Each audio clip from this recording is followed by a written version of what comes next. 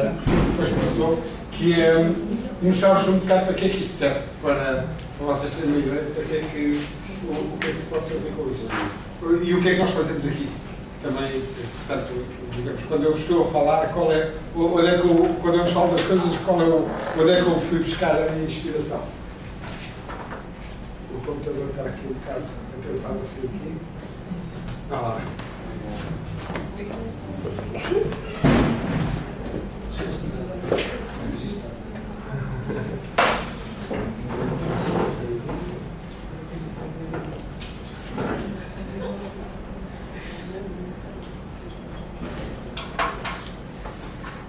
E isto aqui é o resultado produzido pelo Guilherme. O ecrã não só. E portanto é o resultado de um modelo hidrodinâmico. Isto aqui é a temperatura da água e isto era em março de 2007, portanto há cerca de um ano.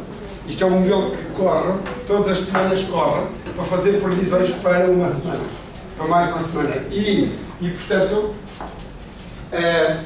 calcula, que é um modelo tridimensional, portanto calcula o escoamento em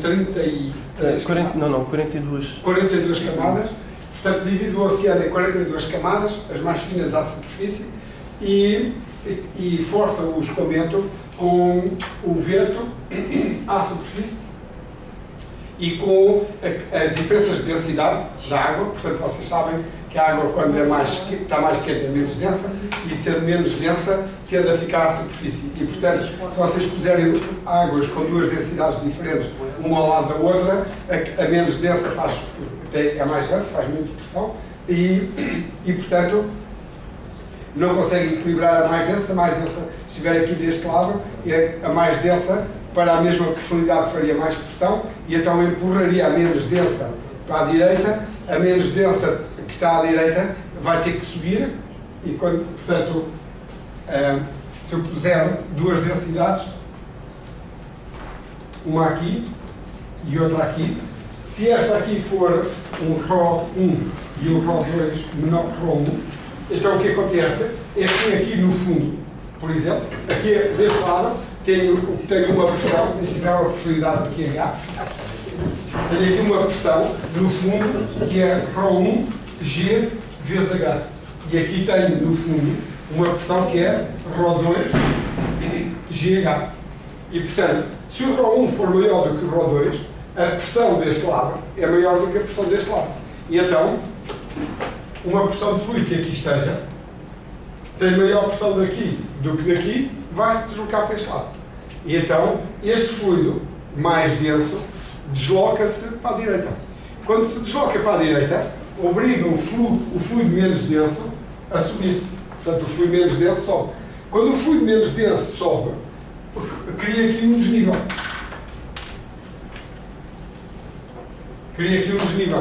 E quando cria um desnível, você já sabe, quando inclina o copo, a água corre. Não é? Portanto, cria um desnível, cria aqui uma diferença de pressão, que é, em cada ponto, vai ser proporcional a G vezes dz dx.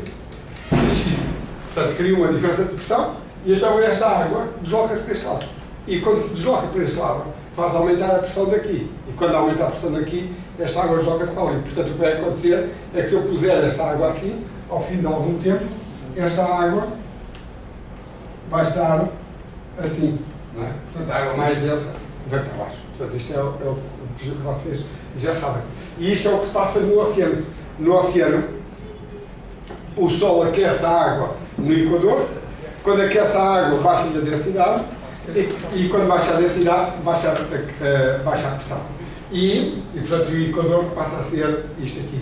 E nos polos, a água arrefece, e quando a água arrefece, aumenta a densidade e faz isto. E, portanto, o que acontece é que a água do Equador está sempre a correr para o polo e a do polo a correr para o Equador. E, portanto, no Atlântico há este movimento do polo para o Equador, do polo para o Equador em profundidade e do Equador para o polo à superfície.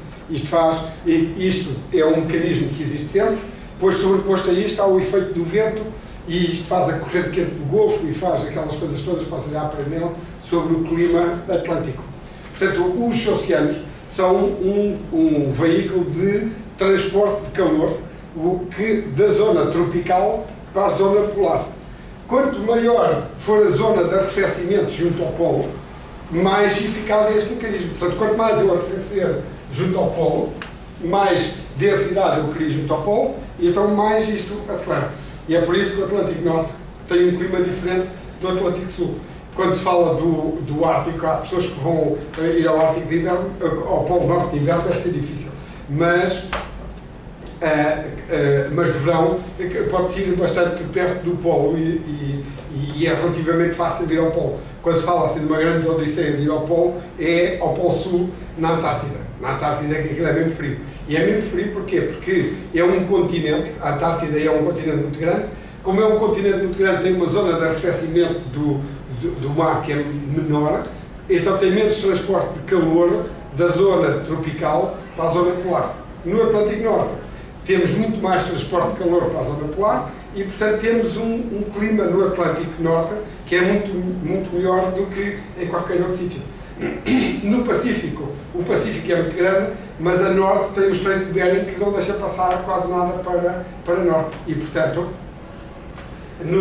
há ali pouco transporte de calor para norte e por isso o clima do lado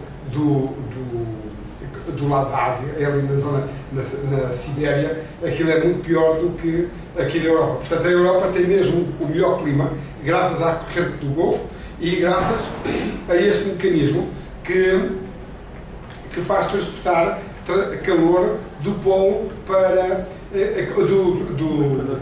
do Equador para o Polo. E este mecanismo faz com que os furacões, vocês vão ver isso também quando tiver a física da velocidade da atmosfera, os furacões têm a ver com este processo também e, portanto, são mais comuns no Pacífico, porque o Pacífico, como não consegue transferir calor da zona tropical para os polos, não aquece os polos e arrefece e aquece a zona tropical. Como aquece a zona tropical, fica com mais energia, diz dá origem a furacões. Depois um dia, eu com a mecânica dos fluidos falo sempre dos furacões, como é que se formam os furacões, vocês se foram àquela aula, ouviram isso. No Atlântico, o único sítio onde se formam furacões é no Golfo do México. No Golfo do México, quando tem ali Cuba, que serve ali de tampão no Golfo, a temperatura aumenta muito no Golfo do México, e então é uma zona onde se fazem furacões. Portanto, as Antilhas têm furacões, mas é a única zona do Atlântico onde há assim furacões. Então, portanto, isto aqui este é o escoamento que tem a ver com o que eu vos disse, o transporte de calor da zona tropical para o polo.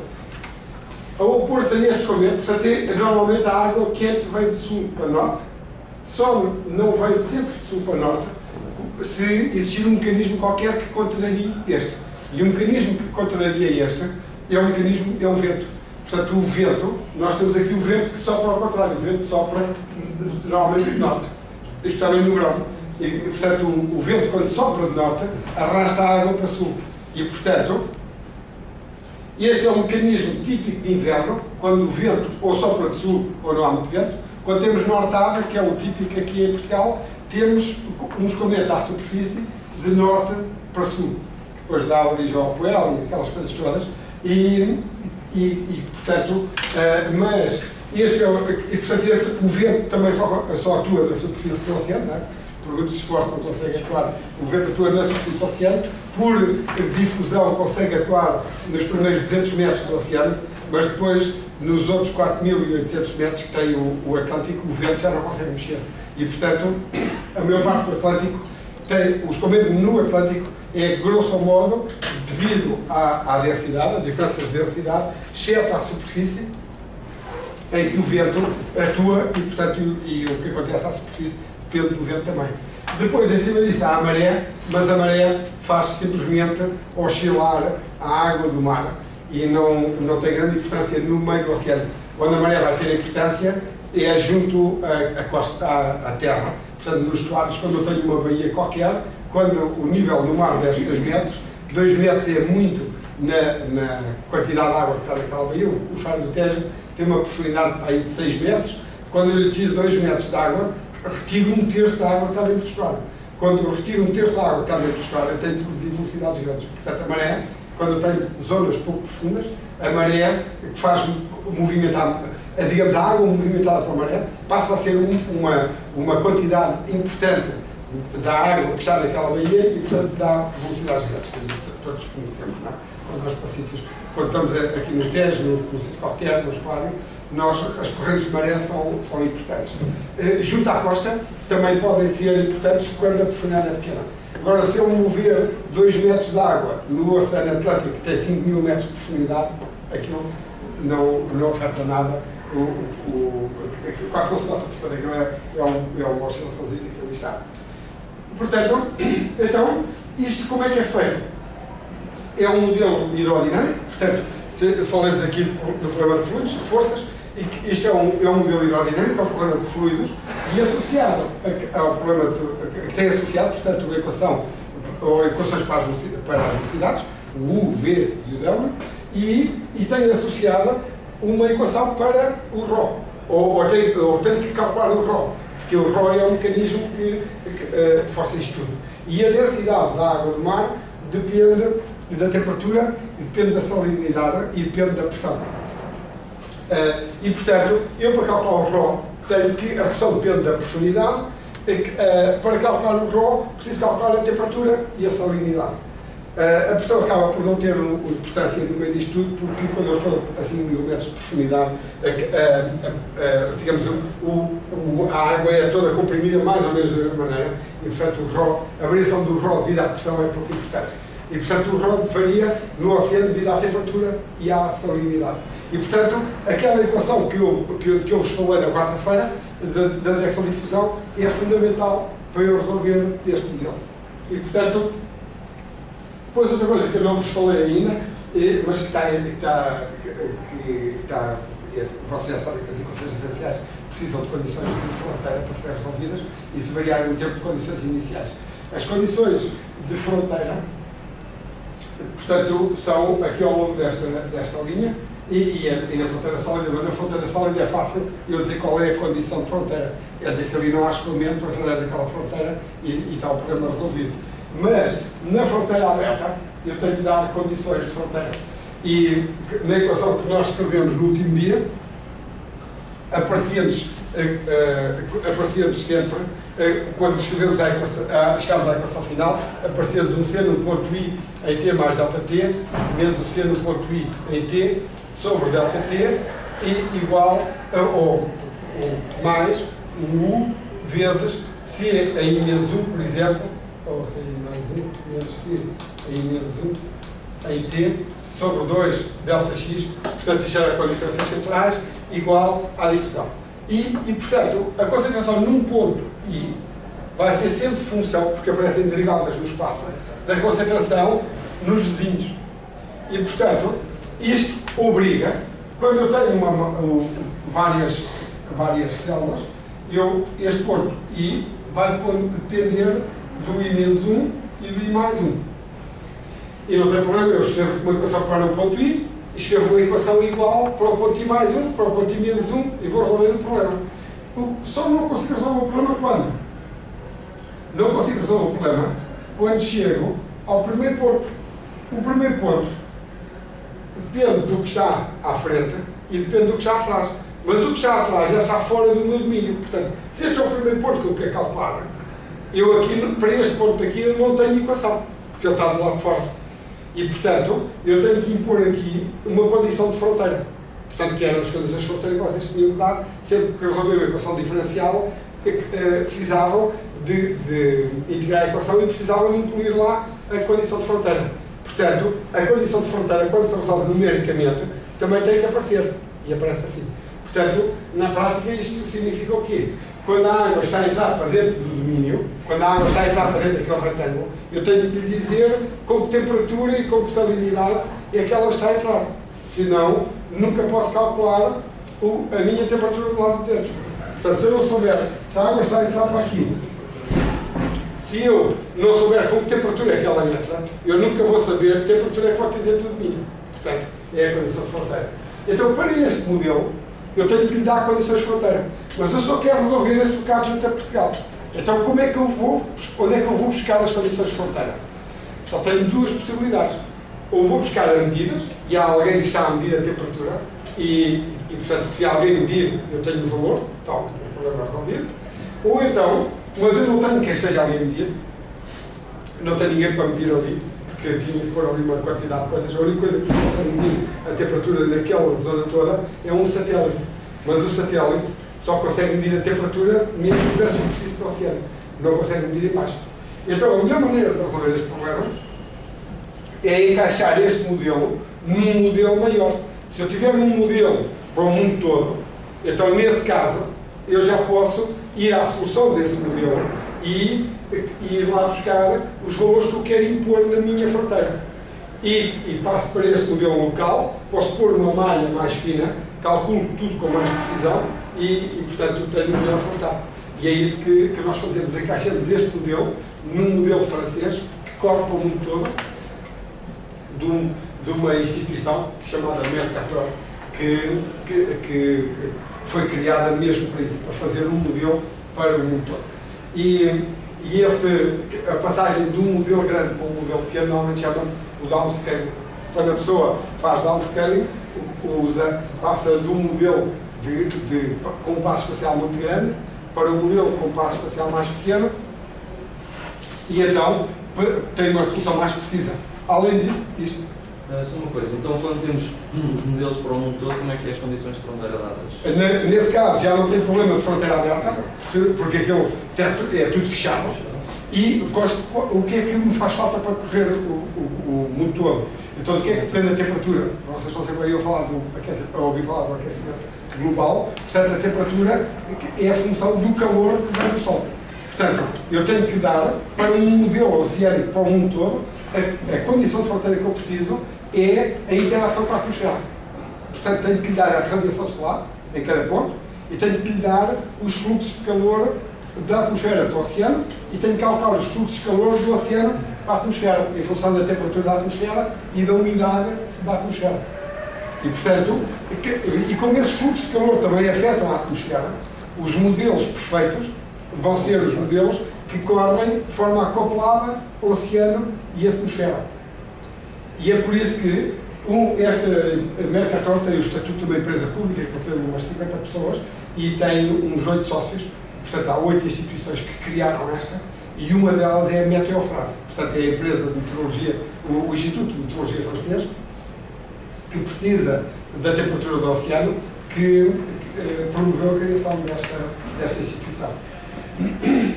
Portanto, isto é um exemplo. E para que é que nos serve isto? Quem é que pode ser o utilizador de um modelo destes? Imagina que havia outro dia andava um petroleiro à deriva em Sines e as autoridades portuguesas fizeram exatamente a mesma coisa que fizeram as autoridades galegas. Foi dizer ao petroleiro para ir mais para longe da costa. E depois, quando não houvesse temporal e quando aqueles viessem mais ou menos, logo o traziam para um porto para parar. Foi exatamente o raciocínio feito pelos galegos há 5 anos no Prestige. E mandaram o Prestige para aqui assim e depois o azar foi que ele afundou-se aqui. E quando se afundou aqui, começou a sair o petróleo começou a ser transportado por esta corrente. O petróleo começou a vir todo para aqui. De maneira que quando o vento era para aquele lado, o petróleo ia dar à costa galega. Portanto, aquilo foi assim uma espécie imagina um indivíduo está com uma máquina na mão, uma parede à frente, e aquilo vai molhando, molha a parede toda. E portanto, foi o que eles fizeram com o petróleo do Prestige. O petróleo veio aqui criar problemas em toda a costa galega e depois, por aqui adiante, até praticamente a taça. Porque esta corrente transportava o petróleo para o outro lado. Portanto, isto seria um utilizador. Quem é que é mais utilizador deste tipo de modelo? Imaginem que vocês são gestores aqui de uma praia qualquer, tem aqui águas balneares que vocês têm que garantir que são boas. Quando a corrente é para norte, uma fonte de contaminação a sul pode contaminar a vossa praia. Se a corrente for para sul, são as de norte.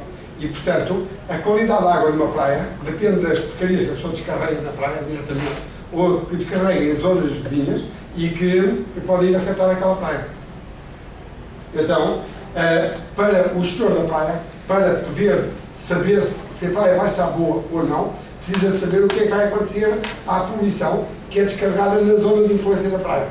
A nova diretiva das águas balneares obriga a que o gestor de todas as praias tenha o chamado perfil da praia, e o perfil da praia descreve tudo o que tem a ver com aquela praia, incluindo as fontes de contaminação.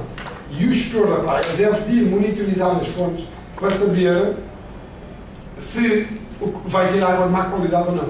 E quando tem água de má qualidade, ele tem que saber de onde é que veio o problema. E a lei agora obriga a que seja assim. E portanto, o que interessa ao gestor de uma praia é poder prever se a praia vai estar boa ou não. Por se ele avisar os utilizadores da praia que a praia não está boa, ou não está ou não vai estar, então os banhistas já não vão para a praia. Se não forem para a praia, já não há nenhum problema de saúde e, portanto, aquele dia que a praia não estava boa não conta com uma bola vermelha no currículo da praia, porque não houve ninguém exposto à poluição. Portanto, é outro utilizador deste tipo de modelos. O outro utilizador deste tipo de... Desculpa. Eu tinha-me dito que os detritos que provêm dos rios deslocam-se de norte para sul.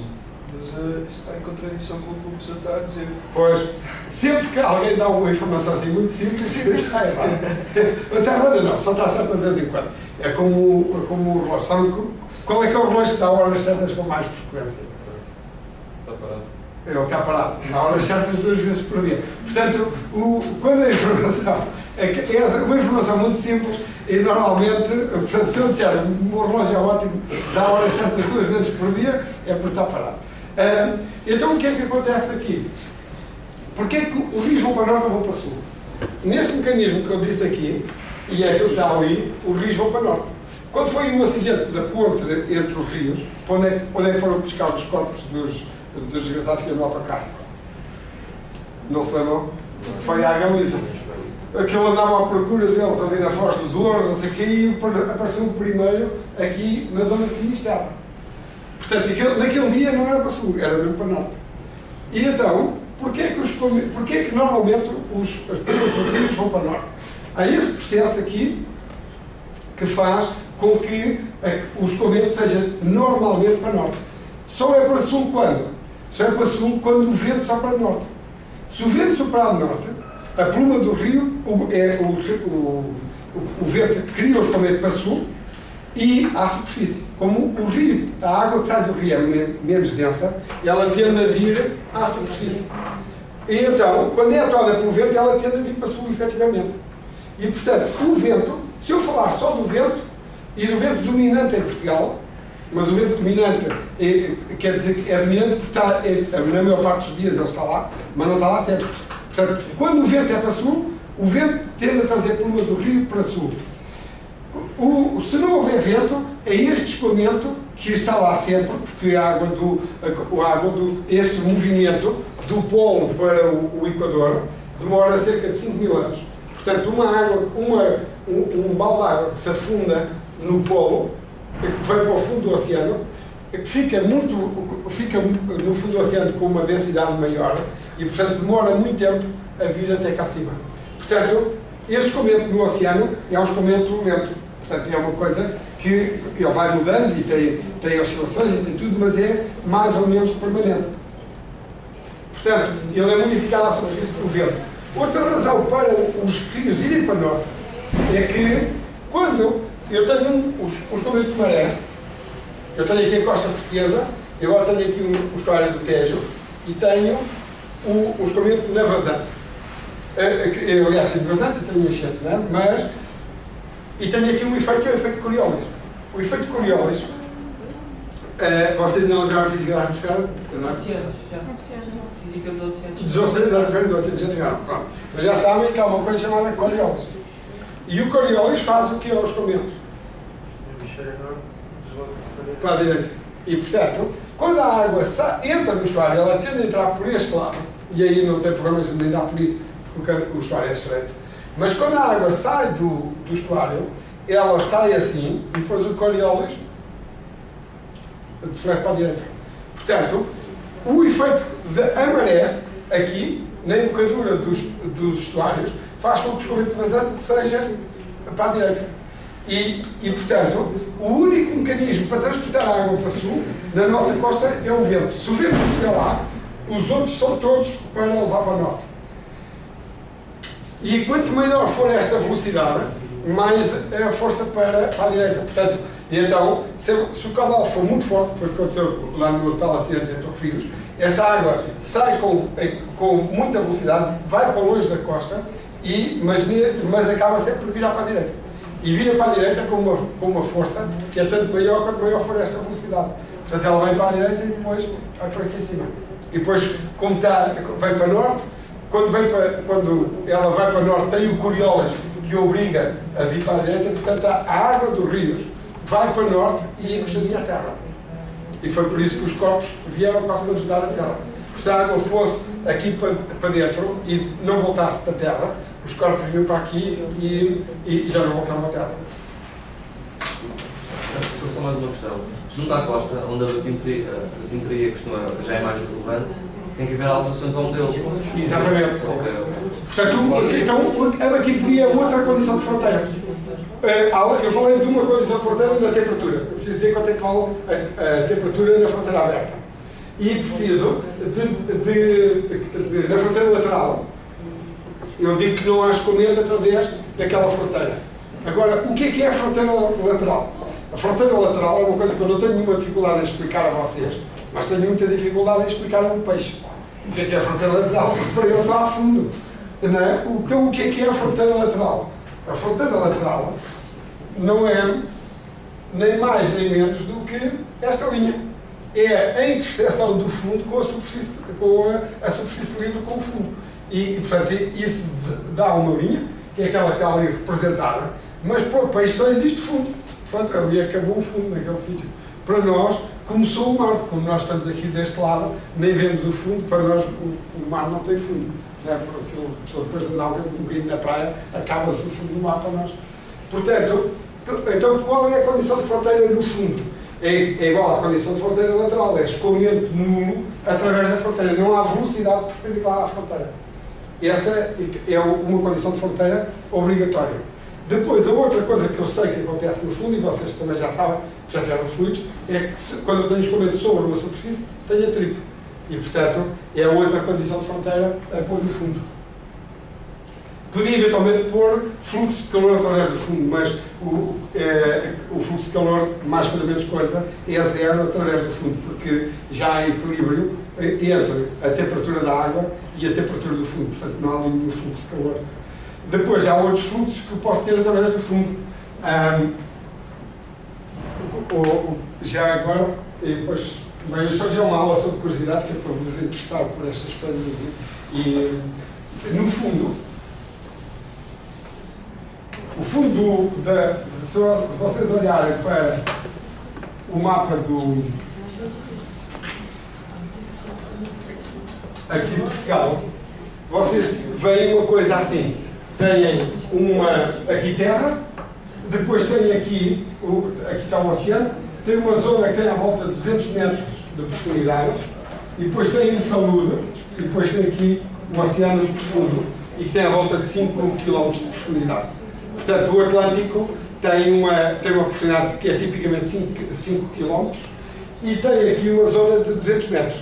E se vocês olharem para qualquer parte do mundo, vocês veem sempre, junto ao continente, uma coisa que é chamada a plataforma continental, que era onde até há pouco tempo, quando se falava em exploração de petróleo offshore, falava-se de exploração de petróleo na plataforma.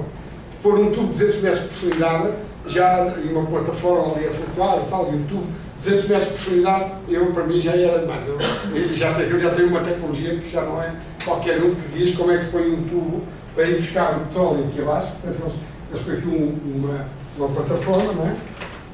Uma porcaria qualquer aqui a flutuar, e depois isto tem que estar preso ao fundo de alguma maneira, há de ter uns cabos e umas âncoras, e está ancorado ao fundo, e depois há de ter um tubo, que entra aqui e vem buscar o petróleo aqui a um sítio qualquer. E, portanto, até há bem pouco tempo, a exploração de petróleo era só feita aqui na plataforma.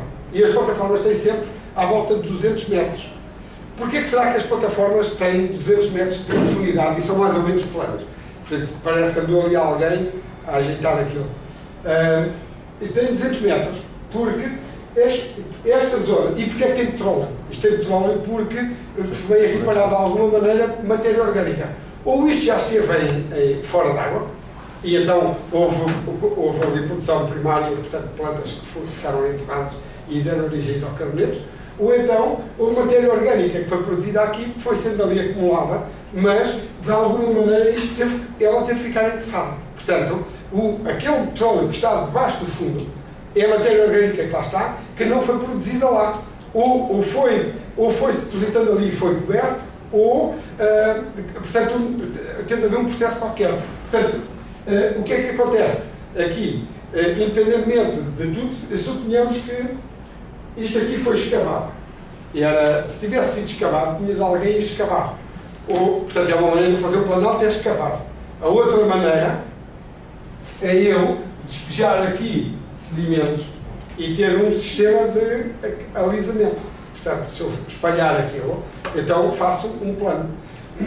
E é o que passa aqui. Portanto, as plataformas são construídas basicamente por sedimentos que vêm de terra e vão sendo descarregados no mar pelos rios. Portanto, os rios vão transportando sedimentos para o mar e esses sedimentos chegam ao mar a velocidade baixa e eles ficam.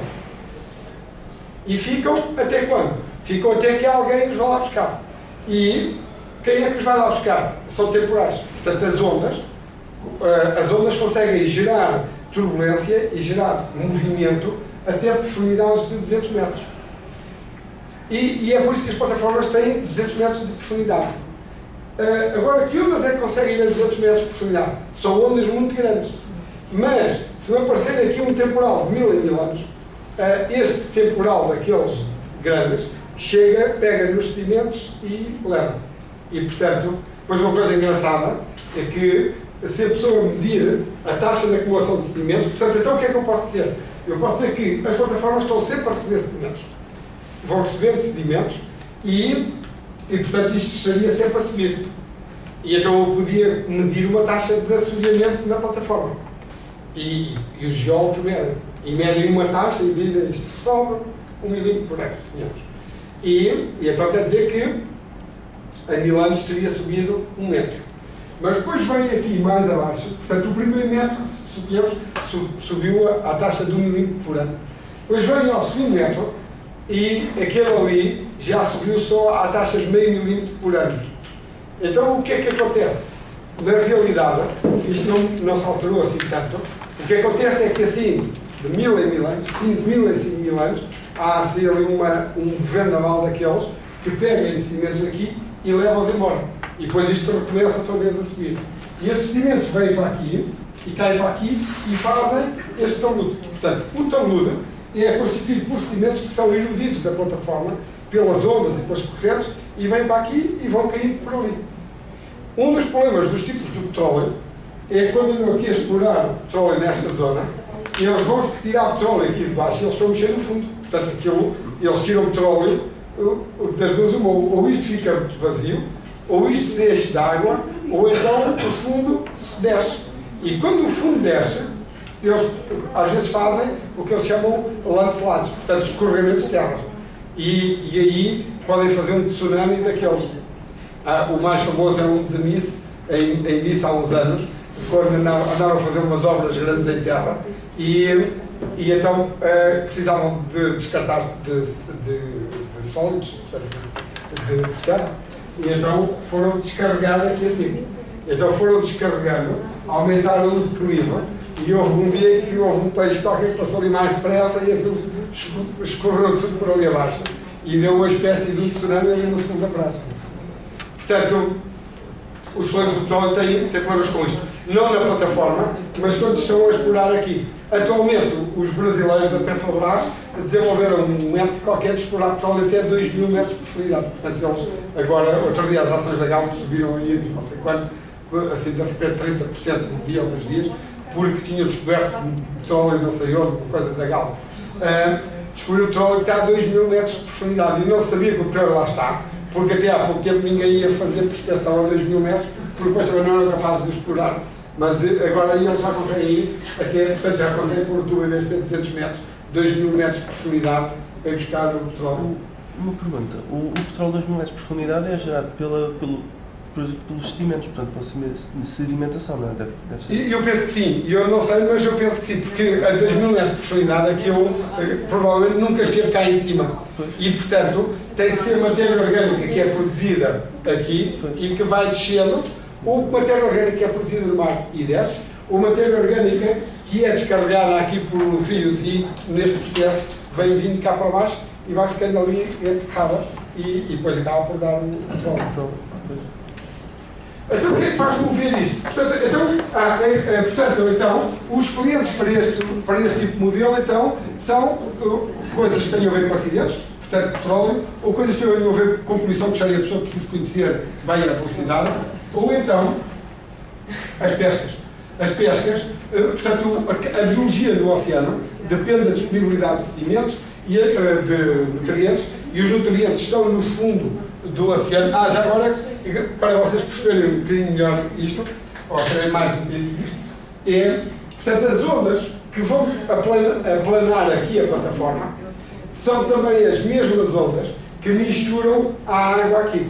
E, portanto, nós normalmente temos aqui um ró superficial e um ró, sei lá, profundo. Portanto, aqui há uma zona de descontinuidade da densidade. Portanto, as ondas que misturam isto aqui também misturam esta água. E, portanto, os primeiros 200 metros do oceano têm uma dinâmica que é muito diferente da dinâmica abaixo dos 200 metros, porque abaixo dos 200 metros o vento já não consegue misturar. E aqui o vento, há sempre um temporal, todos os anos, que mistura até aqui profundidades dos 200 metros, mas de verão mistura numa zona menos espessa e, portanto, eu tenho aqui o que vos foi apresentado como a tal termoclina permanente, que começa naquilo dos 200 metros, até onde eu consigo misturar, todos os anos aquilo acontece, e depois tenho aqui termoclinas temporárias, que, ou a 20 metros, ou 50 metros, ou o que for. E portanto, então, esta termoclina faz com que esta água mais densa tenha muita dificuldade em vir cá para cima. E é aqui que estão os nutrientes. Aqui é que está o azoto, o fósforo, a sílica, tudo. Porque tudo quanto é particulado tende a cair aqui, a descer, e faz o tal petróleo. Portanto, eu tenho biologia aqui. A biologia transforma material dissolvido, nutrientes, em material particulado, portanto, organismos, e, portanto, os nutrientes minerais que estiverem aqui em cima, com mais a luz do sol, vai dar, e mais CO2, vai dar organismos. Dá microalgas, microalgas são mesmo para o zooplâncton, dá organismos. E esses organismos são partículas. Esses organismos, quando morrem, afundam-se. E, portanto, quando estes organismos se afundam, transportam para baixo destes 200 metros tudo o que estava aqui, azoto, fósforo, carbono, não sei o quê, tudo estava aqui em cima, eles transportam cá para baixo. E quando transportam cá para baixo, põem aquele azoto, fósforo, sílica e tal, fora de circuito. A menos que alguém traga de novo isto cá para cima. E, portanto, a produção primária, aqui nesta zona, depende da minha capacidade de voltar a trazer este material cá para cima. E isto acontece em poucas zonas do oceano. Não há muitas zonas onde eu consiga fazer isto. Portanto, onde é que eu consigo fazer isto? Quando eu vou ao polo e a água da superfície arrefece e se afunda, há a água do fundo que vem cá para cima também. E, portanto, nas zonas polares, eu misturo a água, tem pouca estratificação, a água está bem misturada. E, portanto, tem muitos nutrientes à superfície. E produz muito bacalhau, e focas, e golfinhos, e pinguins, e produz tudo. Portanto, a zona mais produtiva do oceano, as zonas mais produtivas são as zonas polares. Enquanto aqui em Portugal os pescadores podem ir 2 vezes por semana à pesca, se tiverem um barco de pesca, podem ir 2 vezes por semana. Se o barco não pescar, portanto, se for um barquinho pequenino, podem ir a qualquer altura, mas os arrastões, os barcos bons, só podem ir 2 vezes por semana à pesca. Se forem à Islândia, eles vão 2 vezes por dia à pesca. Portanto, todos os barcos têm 2 tripulações, eles descarregam o peixe, mudam de tripulação e vão à pesca outra vez, vão 2 vezes por dia. E, portanto, porque é que eles podem fazer isso? Porque o mar lá produz mesmo muito peixe. Então, se eu quiser gerir aqui as pescas bem, se eu quiser saber onde é que a sardinha vai estar e onde é que ela vai crescer mais depressa e tudo isso, eu preciso de um modelo deste tipo. Eu preciso saber como é que a água circula e preciso saber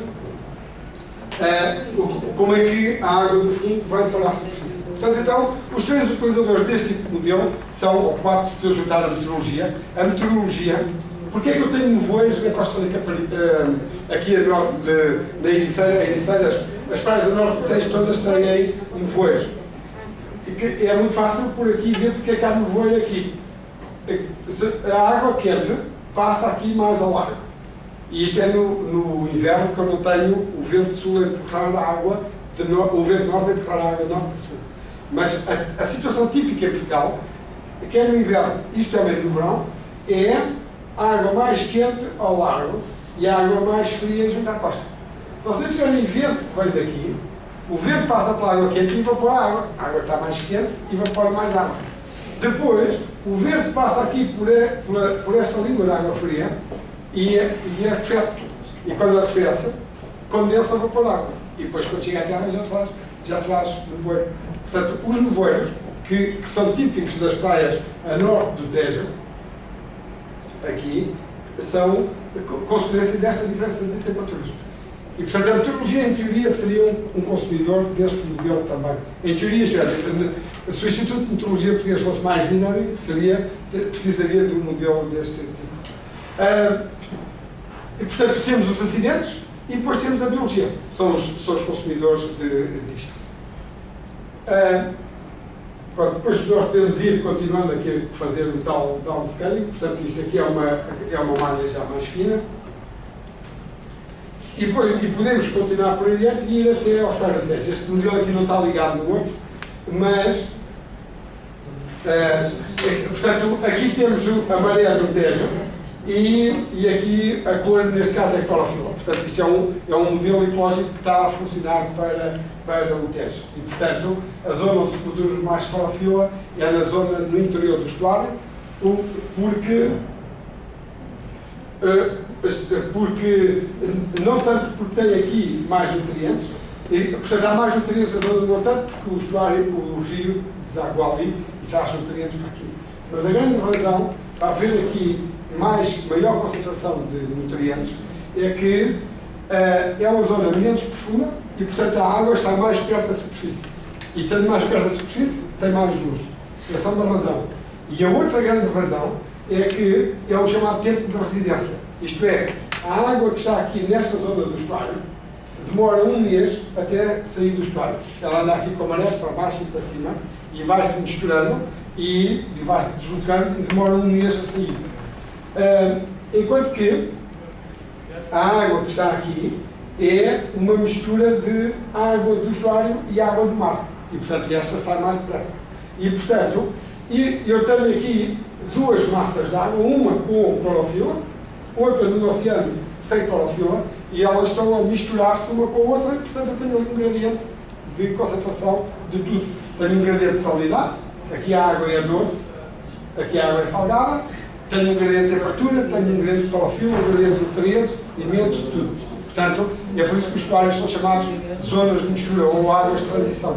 Se for a diretiva clara da água, os estuários são chamados águas de transição, porque eu estou na transição entre o rio e o estuário.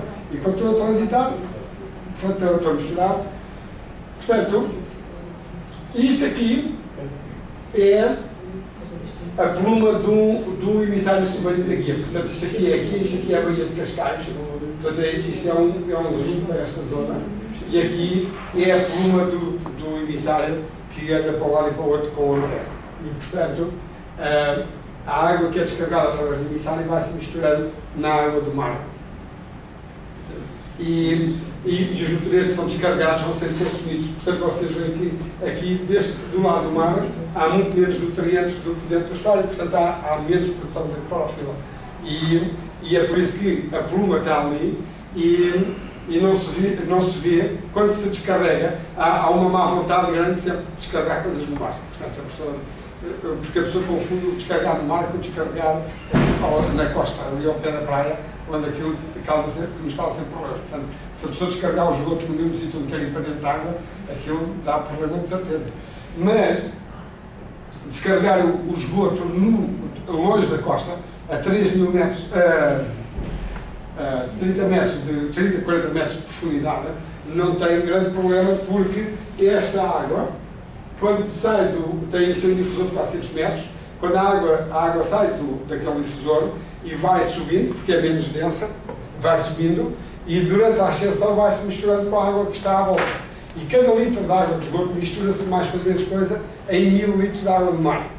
E, portanto, se a água do mar não ficar ali, então eu tenho sempre água nova para misturar aquele esgoto. E se eu misturar o esgoto, portanto, se eu puser num litro de água 1000 litros de esgoto, aquilo não tem grande problema. E então, os nutrientes que eu estou a descarregar são consumidos rapidamente pela biologia, as bactérias morrem com a luz do sol e isto não tem nenhum problema. Mas enfim, não é fácil explicar isto à população. Nós demorámos há algum tempo a explicar à Câmara de Cascais que isto não tinha problema nenhum para Cascais, eles já estão convencidos. Mas, normalmente, portanto, a pessoa tem uma ideia errada do problema, por um lado, e depois há os lobbies todos de quem quer vender estações de tratamento e equipamentos para equipar as estações de tratamento, vai fazendo sempre nos artigos nos jornais, portanto, a defender a estação de tratamento. E quando se fala numa estação de tratamento, a população fica descansada.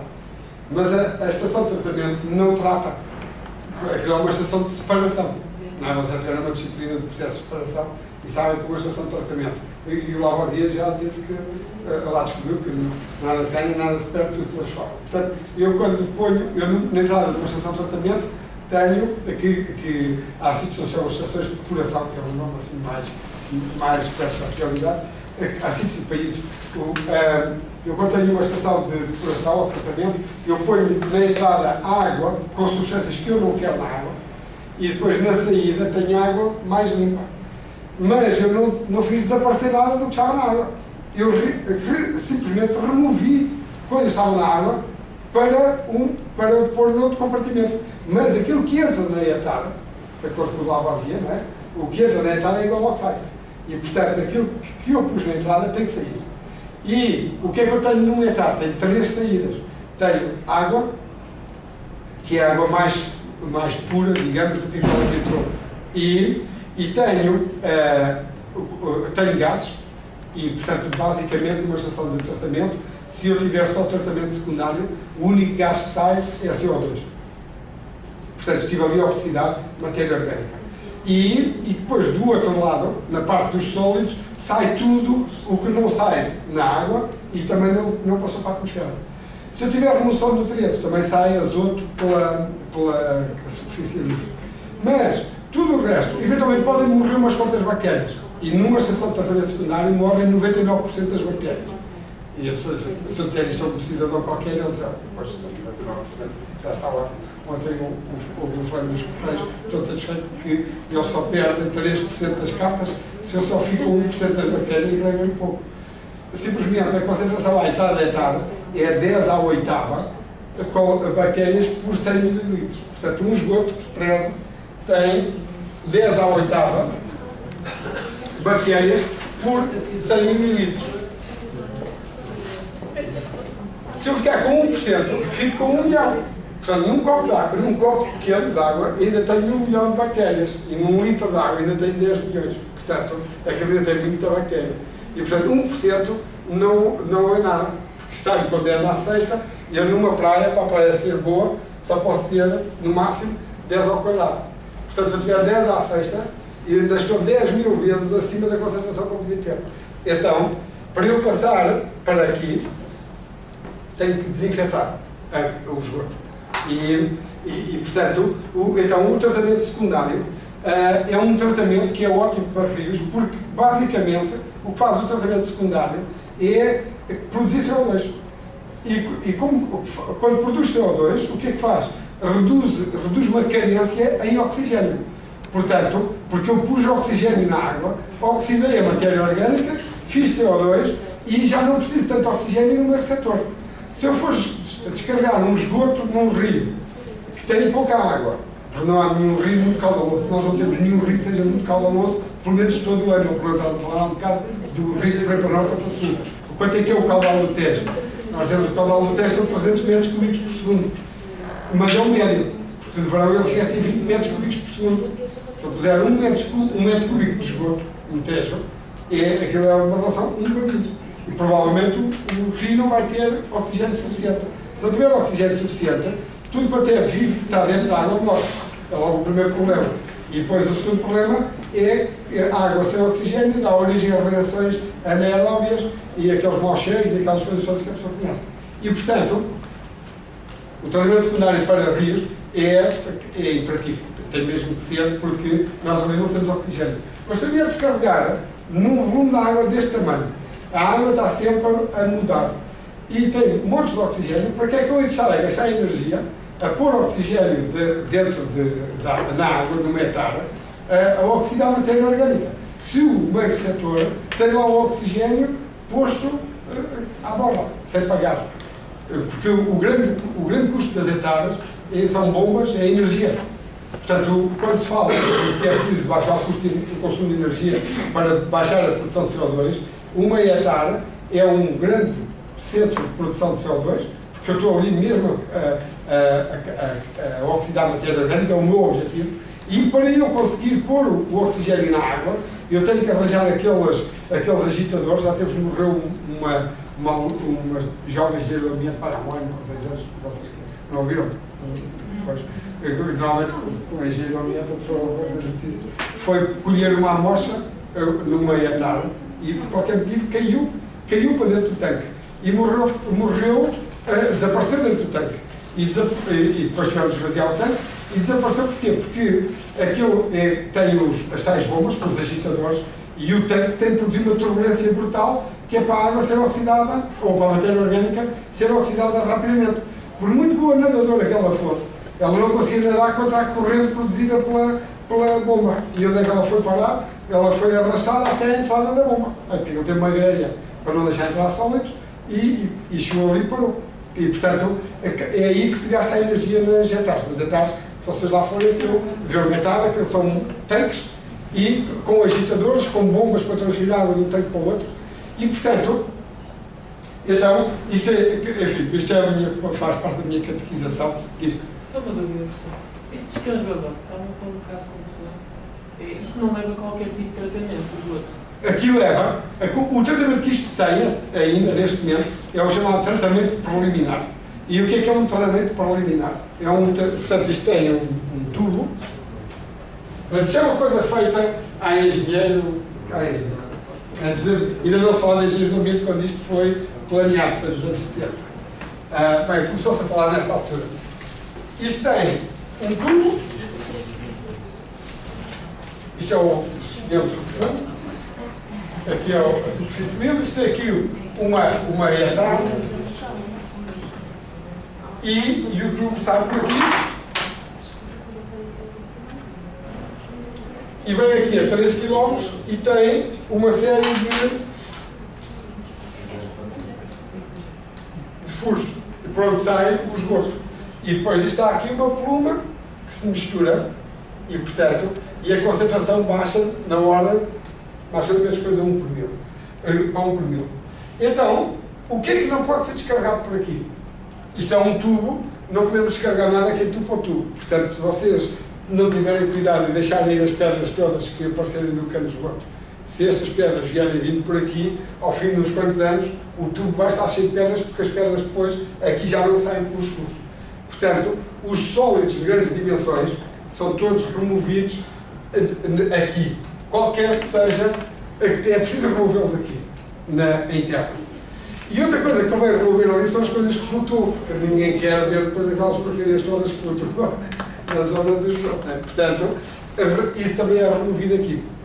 E isto, todos os emissários submarinos, qualquer que seja o país do mundo, removem os sólidos, portanto têm uns desardenadores e removem a areia, porque a areia, mesmo não seja uma pedra não sai, mas a areia também não sai com facilidade, vai-se acumulando e pode acabar por encher isto. Portanto, tem desardenadores que removem a areia e removem tudo quanto flutua. Portanto, aquelas coisas que as pessoas põem por sanitárias, aqui é tudo removido. E isto é o chamado tratamento preliminar e tem como objetivo, os objetivos são ou estéticos ou proteção do tubo. Na guia estão a construir uma ETAR nova que vai fazer o chamado tratamento primário. E esse tratamento primário, o que é que faz? É um tratamento físico. Portanto, eu há bocadinho falei do secundário. Portanto, se há um secundário, é porque há um primário. Ainda ninguém vos falou destas coisas, já. Pronto, o primário é físico, então já sabem, e essa posição de sólidos. Porquê que pode ter interesse, ou quando é que tem interesse fazer tratamento primário antes de descarregar aqui? Suponhamos que esta água era uma água muito parada, não havia ondas. Se não houver ondas, os sólidos que vocês descarregarem ali vão se acumular aqui. É aquele mecanismo que eu falei de construção da plataforma continental. Portanto, se não houver ondas, se isto for descarregado a 30 metros e não houver ondas que venham aqui aos 30 metros buscar as partículas finas, elas depositam-se ali. E então eu vou cobrir o fundo de lama. Então, nesse caso, eu tenho mesmo que fazer tratamento primário, porque senão cria um impacto grande no meio setor. Aqui na guia isso não é problema, porque isto tem todos os anos chegam aos 10 metros e, portanto, isto já cá está desde 98, que em 95 entrou a primeira fase em funcionamento, 98, desde 98 tem 2 metros cúbicos por segundo. E não há aqui acumulação de finos. E não há acumulação de finos, apesar de não haver tratamento primário, porque as ondas vêm aqui e retiram estes materiais finos e espalham-nos no fundo do oceano. E, portanto, não tem havido esse problema. Mas esse tratamento primário é obrigatório. Portanto, a União Europeia, a Diretiva das Águas Residuais Urbanas, obriga que, no mínimo, um sistema tem que ter tratamento primário. Nós, com os estudos que tínhamos, aqui conseguimos provar que não precisava de tratamento secundário. E, portanto, esta ETAR não vai fazer tratamento secundário, vai fazer só tratamento primário. E isto, dito assim, torna as pessoas que dizem só tratamento primário, tratamento secundário deve ser melhor do que tratamento primário. Ambientalmente é muito pior o tratamento secundário, porque, como ficam mais sólidos em terra, gastam mais energia, já os falei há bocado, fica mais sólidos em terra e aqueles sólidos têm que sair da ETAR. Eu tenho de pôr aquilo num sítio qualquer. E agora onde é que eu vou pôr? Aí as pessoas que só se interessam pela água normalmente dizem, não tem problema nenhum, que a matéria orgânica vai se pôr no solo. A agricultura, fertilizante para a agricultura. Mas a pergunta que a pessoa depois pode pôr é, mas se isto é prejudicial no mar, porque é que é bom no solo? Isto é, se isto faz mal aos peixes, porque entra na cadeia alimentar, não sei o quê, porque é que eu vou agora comer alfaces e couves e batatas que são produzidas com lamas de ETAR? Se aquilo é mau no mar, depois de ter uma diluição de 1 para 1000, se eu vou pôr no solo, com uma concentração muito superior, porque eu estive na ETAR a concentrar aquilo, para depois ir pôr num talhão de terreno, aí vai ser muito pior para mim. E normalmente é. Quaisquer que sejam os produtos que estejam nas lamas, a diluição é sempre melhor, porque o que mata é a concentração, não é a quantidade. Não é a quantidade de arsénio que existe na terra que me mata a mim. A única coisa que me pode matar a mim é a quantidade que eu como depois de ser misturada no meu corpo. E portanto, é por isso que, quando se quer dizer que o indivíduo está bêbado, quando ninguém diz qual é a quantidade de álcool que ele tem no sangue. Interessa é a concentração de álcool no sangue e não a quantidade. Portanto, a quantidade não é a quantidade que o indivíduo beba. E, portanto, a quantidade nunca conta. Em que é que a quantidade conta? A quantidade só conta porque a concentração é a massa dividida pelo volume. Portanto, se eu não tiver quantidade, também não posso ter concentração. Mas eu posso não ter concentração aumentando o volume. São os dois mecanismos que eu tenho. Eu ou reduzo a quantidade ou aumento o volume. São as duas maneiras de eu atuar sobre a concentração.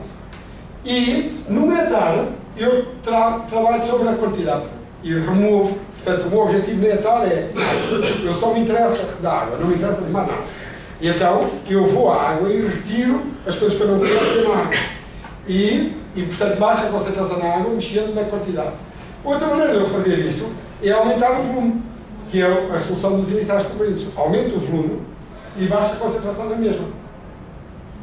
E, portanto, é por isso que este sistema pode funcionar. Em termos energéticos é muito melhor, que não gasta menos energia, e em termos de... portanto, em termos energéticos é melhor, e tem uma grande vantagem ainda, é que uma hectare é feita para trabalhar em regime permanente. Porque quem faz o trabalho nas hectares são bactérias. Se vocês tiverem uma chuvada como a de há uns dias, as bactérias, por muito se esforçam, não têm tempo para se reproduzir e para processar aquela água toda. E então a água passa para a hectare e não é tratada. Portanto, a hectare trata a água até um volume, que é um caudal. Se houver flutuações de caudal, a hectare não consegue reagir. É por isso que nas hectares, vocês sabem, tem aqueles tanques que eles chamam de equalização à entrada, que também são tanques de, além de misturar o esgoto e, portanto, resolver manter as propriedades mais ou menos constantes, e, portanto, as bactérias estão sempre a receber o mesmo tipo de matéria-prima, tem ainda a vantagem de equalizar o caudal. Isto é quando manter mais ou menos o fluxo através do sistema. Quando o caudal aumenta muito, a hectare tem um bypass, porque a hectare não pode ficar inundada. O emissário submarino tem a vantagem de engolir, e este emissário engole até 6 metros cúbicos por segundo, não há problema. Portanto, ele normalmente trabalha com 2, mas até 6 ele engole. A partir de 6 ele já não tem capacidade, então também deve abrir uma válvula e a chamada descarga de emergência e sai por ali está mais. Ok, então... Professor, já agora só uma última pergunta. Então, mas estas emissões então aí pelo esgoto, a saturação da água pode acontecer, mas o consumo dos gestos que aí caem pela cadeia do ecossistema e isto tudo é mais rápida do que a própria acumulação na área toda aqui. Exatamente. Portanto, então, nós para podermos... A modulação ambiental serve para isto, é para transformarmos ideias em números. E, portanto, é ótima para combater o preconceito. E então aqui, o meu objetivo são concentrações baixas. E eu tenho 2 mecanismos logo à minha mão. Um é baixar a carga, outro é aumentar o volume. E são 2 mecanismos para baixar a concentração. E depois, tudo o que eu descarrego na água vai entrar na cadeia alimentar. Para que este não tenha problemas, a primeira coisa que eu tenho que garantir é que eu não esgoto ou não baixo o oxigênio abaixo de valores que sejam perigosos. E aqui, depois de 10 anos de monitorização, não se consegue identificar a pluma de emissário pelo oxigênio. Portanto, o consumo de oxigênio é muito baixo. A única coisa que se consegue ver na pluma são os coliformes fecais, que são muitos, e ali, naquela zona, esta é a única flor. Portanto, quando eu venho ali coliformes fecais, são dali. E aí vê-se a pluma. E, aliás, aquela pluma é uma pluma de coliformes fecais. E vê-se a pluma, uma pluma mais pequena da amónia, da NH4. Mas como a amónia é consumida, o fitoplâncton tem preferência pela amónia, e como há pouco falta de azoto, toda a amónia que ali aparece é logo consumido. E, portanto, a diluição mais o consumo faz desaparecer a amónia, e a amónia nota-se muito perto do difusor, depois desaparece. E o problema maior seria, então, a deposição de sólidos. Aqui não é problema porque tem ondas. Como é que eu poderia criar um problema com os sólidos? Era se eu tivesse um perfil, se o fundo descesse muito rapidamente, se eu fosse descarregar aos 100 metros de profundidade, eu pensava que me estava a benzer, como dizia a minha avó, e afinal estava bastante claro, porque o que acontece é quando eu descarrego a 80 metros de profundidade, tenho menos ondas, como tenho menos ondas, tenho menos capacidade de dispersar os sólidos.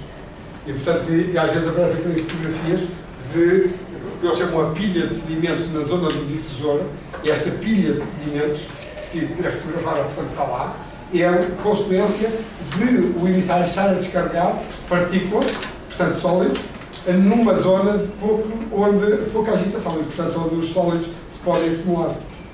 E depois, quando se acumulam, tem problemas, Porquê? Porque como se há sólidos, estes são sólidos ricos em matéria orgânica, tem muita matéria orgânica, então não há depois oxidação daquelas partículas.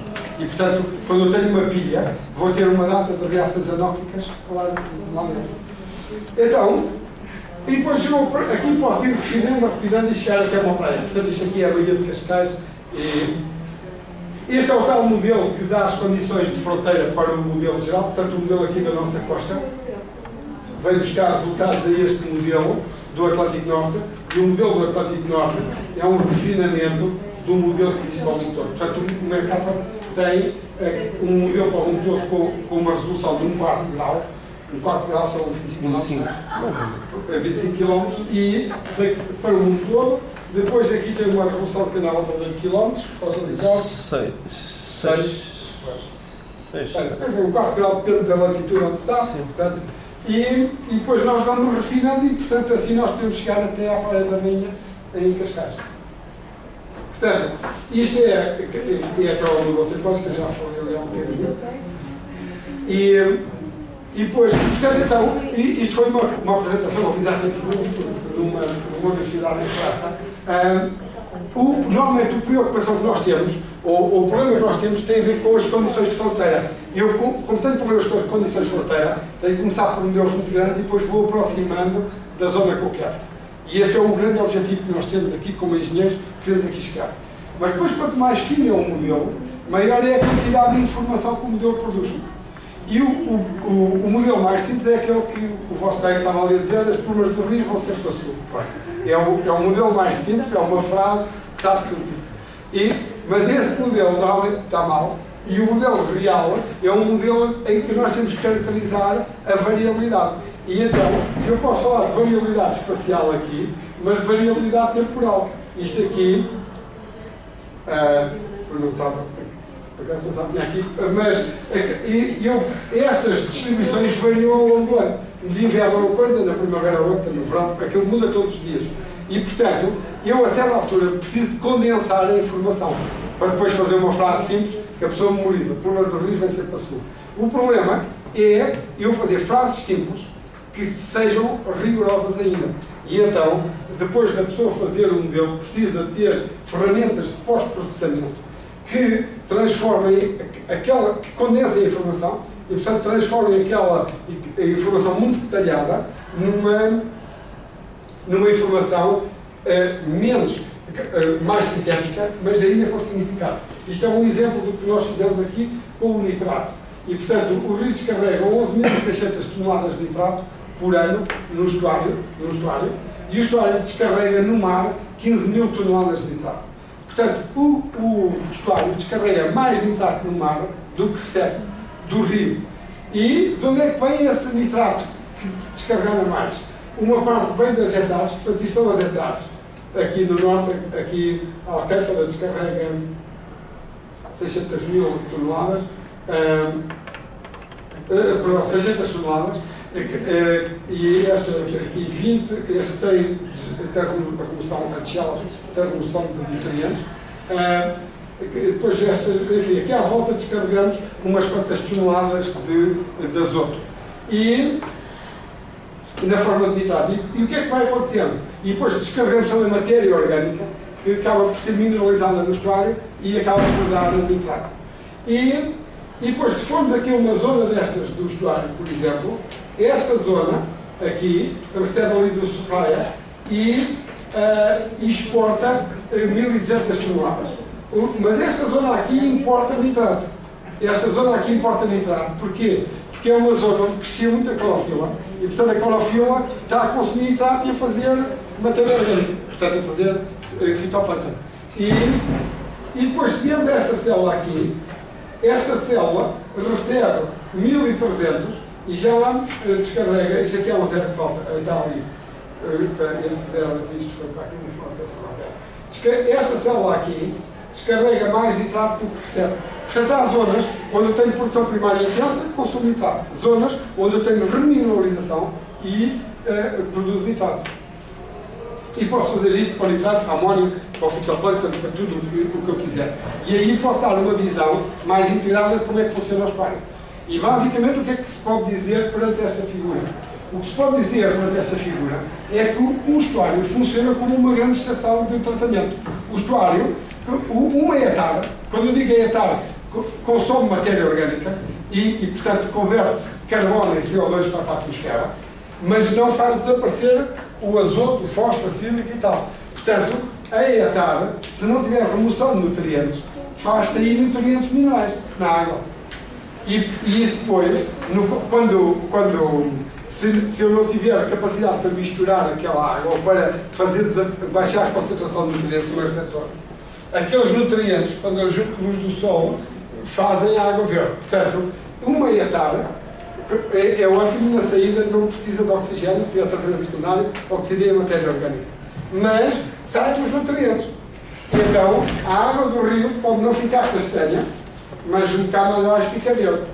E como o verde e o castanho, à parte da preferência da cor, acabam por criar algum problema, porque se eu tiver muito verde, tenho muita respiração. Se tiver muita respiração, também vou ter problemas de oxigênio. Tenho aquilo que chama normalmente uma água eutrofizada.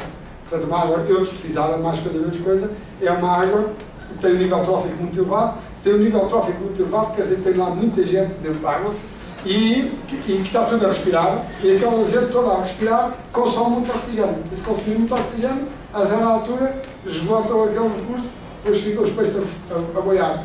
As bactérias também ficam a boiar, mas a gente não os vê. Os peixes têm que sair meio. E então, depois outra coisa essencial na modelação é a validação. Portanto, eu tenho que comparar os resultados do modelo com dados de campo. E os dados de campo são divididos nos quantos sítios.